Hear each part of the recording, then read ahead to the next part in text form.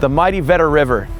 In the spring and summer, a tourist hotspot. Fishing and swimming and floating, it's a dream. But in the fall and winter, after a snow melt or a sudden rain on snow event, water levels can spike quickly, carrying massive amounts of sediment, altering the water flow, ultimately heightening flood risk. Quite frankly, it's a nightmare.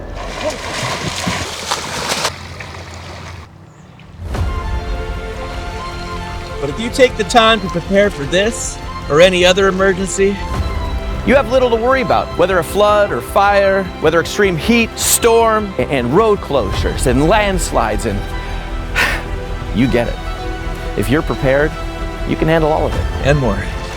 Join the emergency preparedness conversation with Red Cross Canada on Thursday, July 23rd at 6 p.m.